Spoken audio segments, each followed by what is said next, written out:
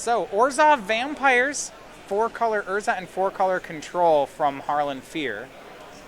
That's the lineup for Brier, Pulliam, and Stanley. Isadel, Romano, Blue Prison, and Jund Dinosaurs.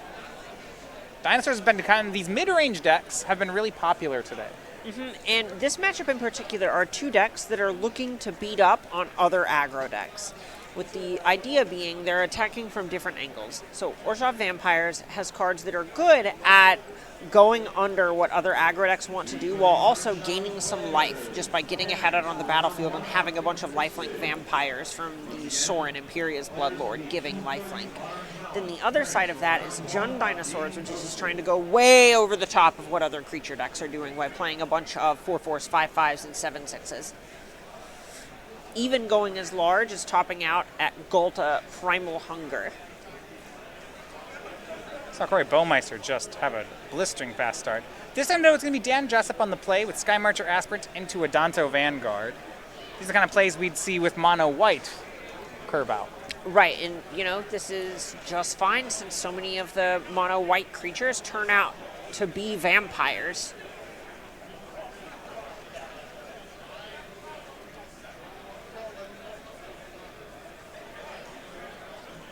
It's Odapek Huntmaster for Stanley. He wants to try to ramp up to the large dinosaurs so that he gets blockers on the board very quickly in this matchup.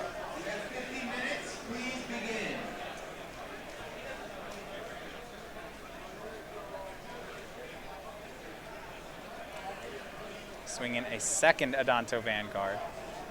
Having a 2-drop on turn 3 is not exactly where you want to be, but when you're the aggressor, Adanto Vanguard is frequently going to be one of your better cards because it is something that can attack without worrying about dying.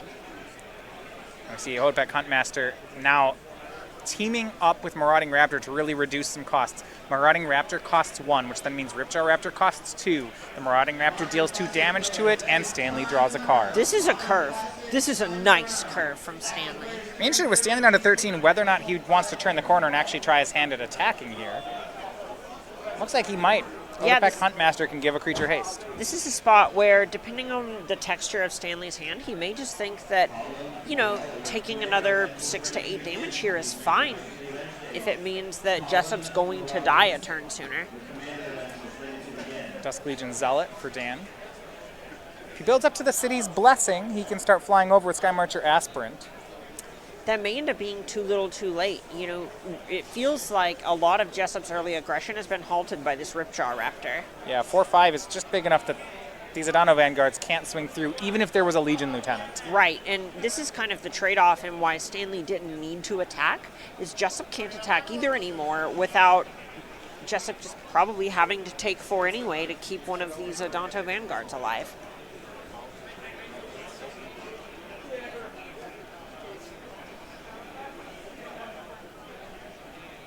Legion's Landing for Dan. That is permanents number 9 and 10. He will gain the city's blessing.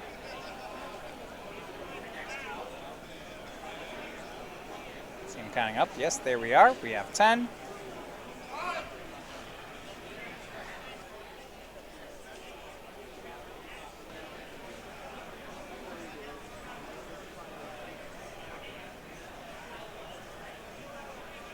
And swing in both Vanguards and the Aspirant. Aspirant has flying. Has the city's blessing. 3 creatures attacking. That does mean that Legion's Landing will transform.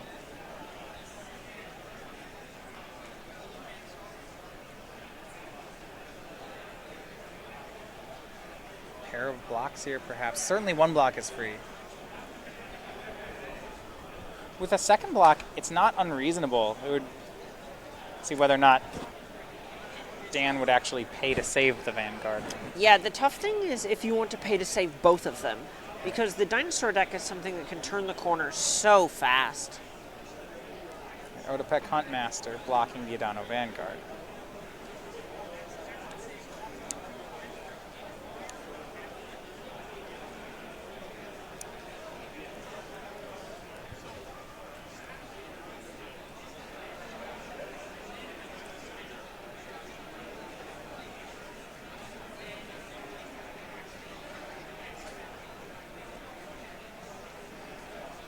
How much life does Dan want to pay? Now, getting the Huntmaster off the battlefield is a mana source gone for Robert. Right, so that's a win for him here. It's whether or not he actually feels like he can afford to just go to 11 in order to save both of them. Saving the first one is not necessarily free, but it's closer to it, and you can't just throw away your entire battlefield for the sake of trying to destroy this Otepic Huntmaster. Looks like he pays for one of the 2 Vanguards. Stanley draws a card off in Rage. This kind of shows why Dan was willing to let one go. His hand had a 3rd Odonto Vanguard in it. Oof. Paying for that many of those would have been rough, especially if you go down to 11. You can't even pay for all 3 anymore anyway. Yeah. Yeah, the 3rd one doesn't really have that second ability. Exactly. It's just a 2-mana 3/1 while it's attacking. And Jessup's firmly in the spot where it's not that he doesn't care how many cards Stanley draws, but the fight is not over card advantage with Stanley. It's about being on the battlefield and actually getting Stanley dead before he's able to cast all of the spells in his hand. If you're planning to have Stanley die with cards in his hand, there's not a huge difference between Stanley dying with 4 cards and dying with 5 cards in hand. Here are a pair of blockers. Regisaur Alpha from Robert Stanley brings a token along with it. Not sure if he'll want to attack. Remember that the Marauding Raptor will deal 2 damage to both the dinosaurs, so they could be blocked by Dusk Legion Zealot and trade. Oof. The Ripjaw Raptor can attack. Very interested in trying to start turning the corner here from Stanley's side of the battlefield. Ripjaw Raptor will attack. Is Marauding Raptor going to join along? It will. 2/3 comes in. Actually, not just a 2/3, it is a 6/3. It's feasted on 2 different dinosaurs this turn. Delicious.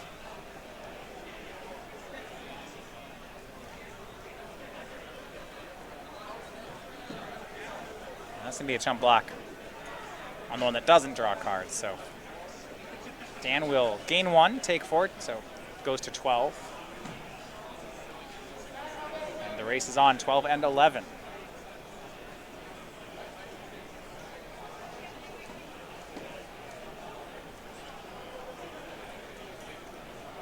Not great attacks for Jessup. 5 mana. Ooh, time to draw 5 and lose 5. Oh, okay. Our champion of Dusk. Yeah, draw 5, lose 5. Dan down to 7. Huge price paid here. On the bright side, most of Stanley's dinos do not have trample. Yeah, the token off Regisaur Alpha does, but right now that's it. Correct. And we saw Jessup pick up a copy of Cast Down, and if he gets a chance to untap, that's going to be worth some damage. See the 4/4 there? That was the play this turn for Jessup. Had to put the brakes on in the race. How can he stay alive?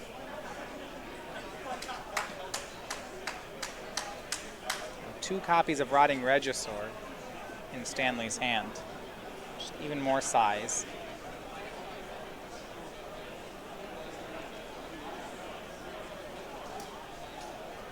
Let's see what we have. Looks like the one of Domri, or 2 of Domri, Anarchobolus. Creatures get +1/+0. -2, they can have a creature fight a different one, so Champion of Dusk is fought down. Drawing a card off that Ripjaw Raptor for his trouble, too. That's nice. Now a swing in. Raptor already has 4 damage on it. Ooh, we see a copy of Collision hiding out in Stanley's hand.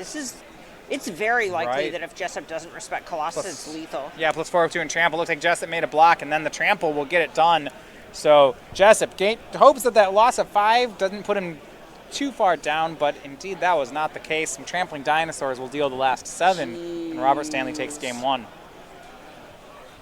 And that's kind of what I was talking about before about Jund dinosaurs just being so good at turning the corner. And It didn't necessarily feel like Stanley was behind the whole game, but he was a bit on the back foot for most of that until about that one turn that Jessup was only able to develop one body onto the battlefield. Yeah, Jund Dinosaurs feels like it's at the right speed. Remember, Jessup was actually even on the he was on the play that game, and that got him 7 damage, but he was just a long ways away from being able to seal it. Right, and there was a spot where his curve was a little bit awkward as well, right? Where he went 1-2, good Right. so far. Yep.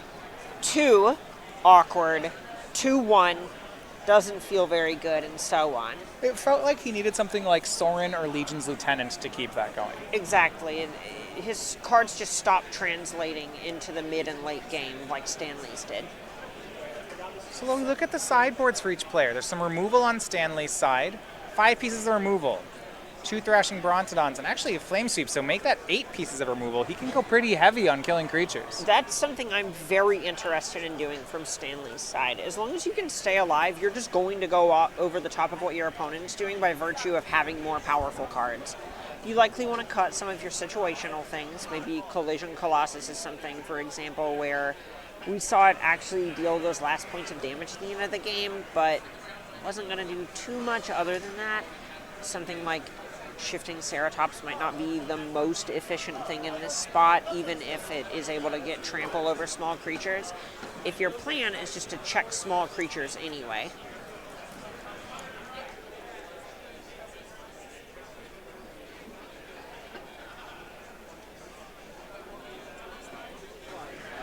And over on Jessup's side, I really like copies of D-Spark, Noxious Grasp, any of these cards that are able to check things like Ripjaw Raptor, which just did so much work for Stanley in that first game, are the kinds of effects that Jessup is really going to need to lean into here. Gideon's something else that I'm really going to like here as a card that can actually just attack through these dinosaurs and come down early and fill that mid part of his curve.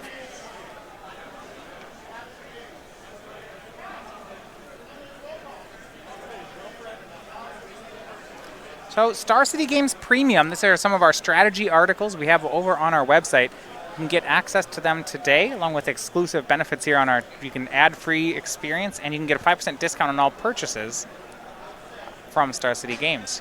Monthly subscriber to some of the top articles from the top minds in the game at starcitygames.com/premium.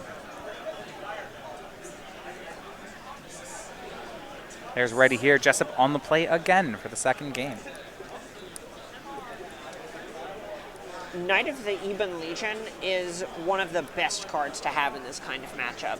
So the reason is that it translates to the mid game, and that's something that's been brought up several times while we've been talking about it, and there's a reason. Just Stanley's cards go a little bit bigger on turns 3, 4, and 5, and Jessup's cards can fall behind in those spots. Knight having a way to kind of punch through damage in the mid and later turns is going to be such a big deal for Jessup. Swing in for here, and no 2-drop for Dan. Oof, taking a turn off the curve is painful, but if he has Right. something like Cast Down to check a Mana Dork, maybe Noxious Grasp. Yeah, it feels like he really couldn't keep the hand without some way to deal with, say, Otepec Huntmaster. That's the play. Oof. And he has it. I wanted to see an end-step cast down there from Jessup. I did too, but Noxious Grasp, D-Spark, some of the removal spells are just not going to line up against this card. And Noxious Grasp, almost good enough, can destroy green or white creatures. This is one of the few creatures in the deck that it can't touch. Well, so here's the bright side, Knight of the Ebon Legion. You do have the ability here to just play a land, attack, threaten to just kill the Otepec Huntmaster if Stanley blocks. Right. And then if he doesn't, you still have that removal spell next turn if it does ramp anything out. And see why I kept the hand. One of his 4 copies of Sorin Imperious Bloodlord. Powerful 3-mana Planeswalker from M20. Kind of the card that made this deck. This is very strong when a Vampire synergy. And -3 puts a creature from hand straight onto the battlefield. Sanctum Seeker. Sanctum Seeker, the 4-drop. Whenever a vampire you control attacks, each opponent loses a life and you gain a life. So Knight of the Ebon Legion going to swing in that for what will feel like 2 points of damage. Correct. Otepec Huntmaster did get to block, though. Right, so it's only... Okay, so took Drain for 1, but then a block. But Sanctum Seeker does a really nice Hell Rider impression in this deck most of the time. Yeah, what I'm curious to see here is with Otepec Huntmaster in play, Robert Stanley has options like Ripjaw Raptor, Give It Haste, Attack Sorin, things that are worrying on Dan's side. So the nice thing is, one, Sorin in some ways has already kind of done its job.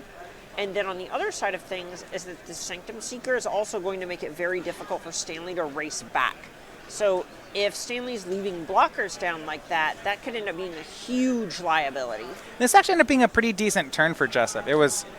Stanley's play was a Domri, which makes Otepec Huntmaster into a 2-2. Domri had the Huntmaster fight down the Knight, but Dan gets to untap with his 3-4 and with his Sorin. Yeah, that is just a fine trade. Your 1-drop did what it wanted to do. It took some loyalty off a Planeswalker, dealt a point of damage. This is just gravy. And now the Sanctum Seeker is going to get to trade with one of these 2 cards. Or not even trade, just remove one of them. Right. Looks like Jessup may have a removal spell in his hand, and he's trying to weigh if he wants to use it on this Huntmaster and fight down Domri, or let Stanley make the choice of which is better. Legion Lieutenant. Play from Jessup. Seeker all the way up to a 5-6 now. But if his removal spell is Noxious Grasp, that can just kill Domri. Right. So here's a swing in. And I think he's actually just going to go upstairs. He's going to ignore the Planeswalker. It makes sense. So think of it this way. If Noxious Grasp is the card, all this Domri can do is make mana. So if all that's going to happen is Stanley might make a creature, other than Rotting Regisaur, there isn't anything that Noxious Grasp can't tag anyway. So at this point, it's just frequently going to be better to apply pressure when possible. Looks like the attack actually was at Domri. The trigger was upstairs, and then he attacked Domri. Okay, sure, that makes sense. And the reason for that is he just wants to kind of avoid the nightmare scenarios of Stanley getting ahead and snowballing the Planeswalker. If Domri's still in play, Huntmaster is a 2-2. Stanley could just attack Sorin with the Huntmaster, and then he'd have to trade the Lieutenant or the Sorin. Sure. And maybe he doesn't want to go anywhere near that. Sure, that makes sense. See one of the sideboard Flame Sweeps in Stanley's hand. Not actually great here.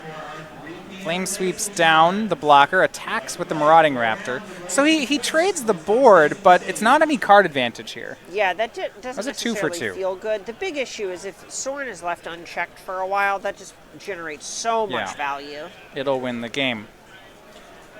The hope here now is that Dan draws more cards like this Conquistador, just 1-drops. Oof, right on time.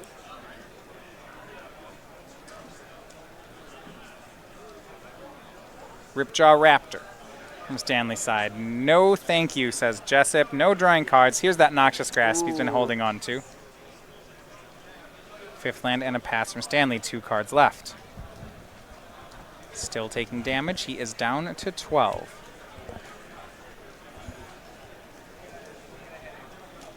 Swing in, Stanley to 8. That Ripjaw Raptor was a pretty big part of his game plan. Yeah, he really just wanted to try and get something going there. Have that just be the world's biggest Elvish Visionary. Domri, the draw for Stanley. That does not help.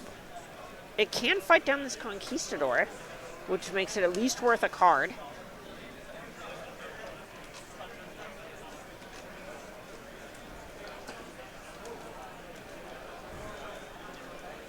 It's not necessarily pretty, but with the way that the triggers work, Jessup's effectively threatening lethal next turn.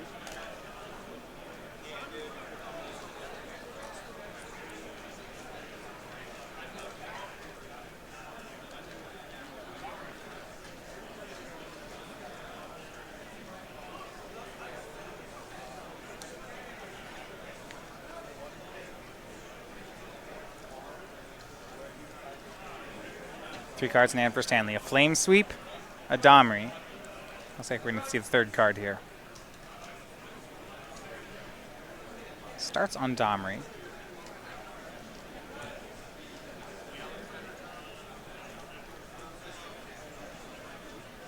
And then Flame Sweep, so that takes care of the Conquistador.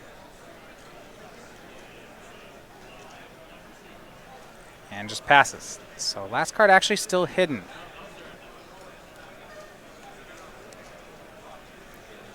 Legion Lieutenant from Jessup. The Seeker up to 5 power. 5/6 is big, especially against the dinosaur deck. And I like this from Jessup. He holds off on damage to attack Domri. Pulliam, or Stanley rather, down to 6. And he's going to block for his Planeswalker. Stanley, yeah, a big pound there. We need some help. Looks like a removal spell. Maybe Noxious Grasp.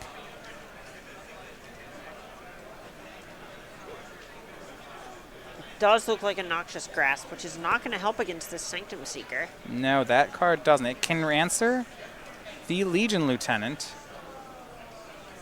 That may not be it. We see a fight there of Domri. Takes down the Legion Lieutenant. But I think the Seeker set to go the distance here.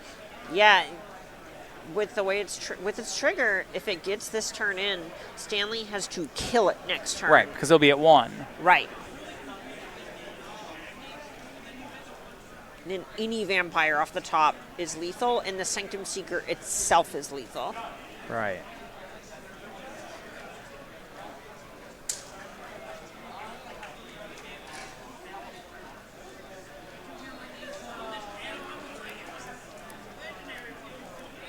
Swing in, upstairs. All right. So Stanley down to 5, takes the hit, goes to 1.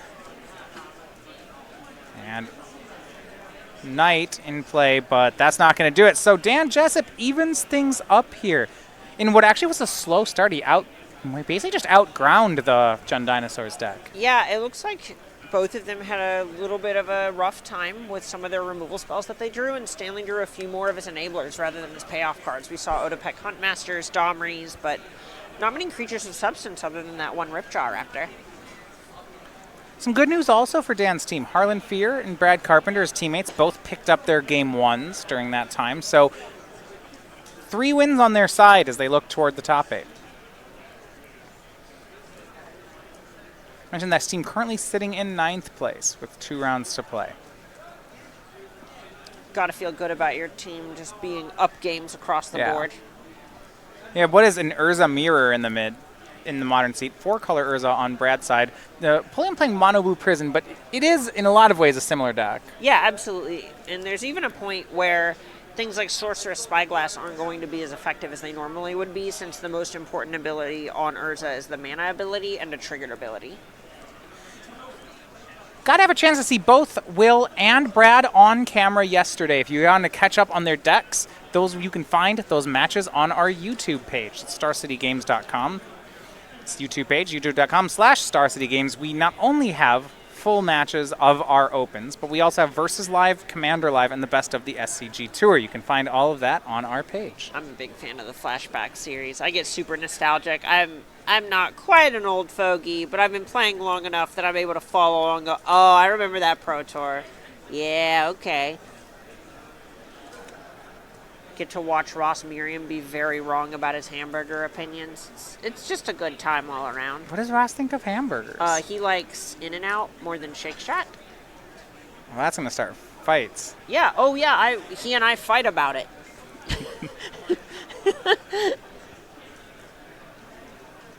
It's just not realistic. Oh, thank God, Magic's being There we played. go, there we go. Commune with Dinosaurs. Cut me off. Rotting Regisaur set up here for Robert Stanley. Free drop. And Jessup goes to work with Sky Marcher Aspirant. So, this is the first game we've had Stanley on the play. Again, it's turn 2 Otepec Huntmaster. With Rotting Regisaur, that's a very large start to the game. Oof. So fast, and that's basically what the deck wants to be doing. Right. Legion Lieutenant allows Aspirant to swing in for 3. Oh my. Is that a Marauding Raptor? Right. Swixie Raptor into Regisaur. Yes. That is a lot of power. Unclaimed territory on Dinosaur. Well, that's the black mana. So Marauding Raptor's there, but just makes Ripjaw Raptor instead, draws the card. Gives Marauding Raptor haste and swings, and I guess they're 4 power both ways, right? Yeah. Okay, it's a 4-3. Yeah, and now you have a 4-5 on defense. pretty good. Yeah, this is nice. If you had taken the other line, you would have had a 2-3 on defense instead of a 4-5 against a bunch of lords, which is less attractive. So Noxious Grasp takes care of the blocker. This also is the benefit of playing around Cast Down a little bit. Vicious Conquistador the follow-up. Now, some good news for Dan. His teammate Harlan Fear takes the match with 4-color control over in Legacy. So a win here for him will send it home. Yeah, absolutely. In that 4-color control deck, we've just seen it, picking off Delver decks all weekend.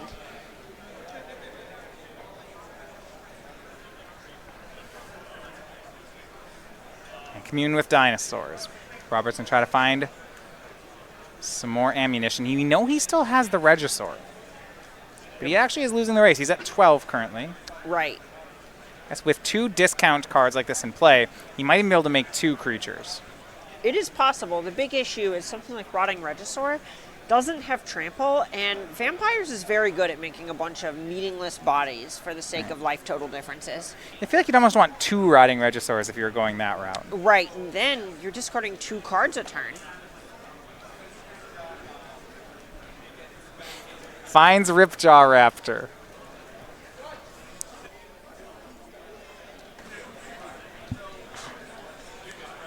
And looks like he has Overgrown Tomb. So we can set up for Ripjaw and Regisaur this turn. Trying to figure out if this Overgrown Tomb is coming into play tapped or untapped here. Untapped goes to 10.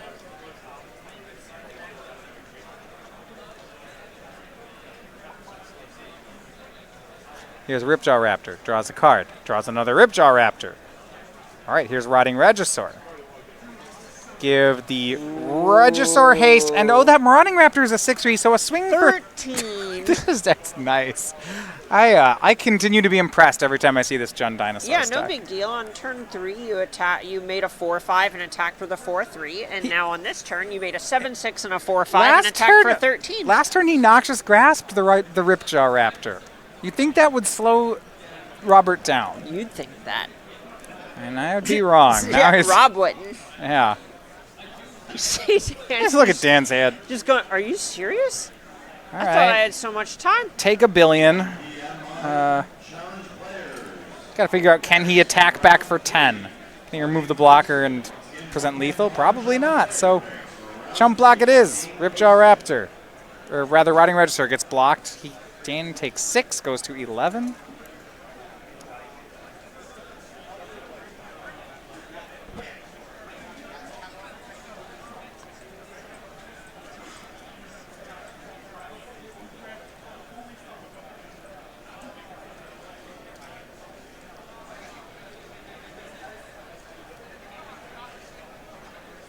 Double checking to make sure the Rotting Regisaur didn't die because of the damage that had been dealt on it and the Lord, and there's a lot of complicated invisible math going on the battlefield right now, and they just want to make sure the game of Magic's functioning as intended. Well, Dan has a D-Spark in his hand. That will answer that gets the blocker out of the blocker. And then he just has to attack for 10 this turn. That's all. That's it. And he can't do it. So he extends the hand there.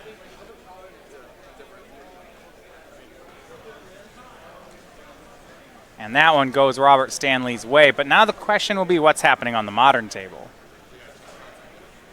between Brad Carpenter and Will Pulliam. And yeah, and it looks like those both finished at the same time. So Dan Jessup picks up the loss, but in his defeat, his team is victorious. 2-0 wins from Brad Carpenter, 2-0 win from Harlan Fear. Their team improves to 11-3. Here on the team events, we have a saying.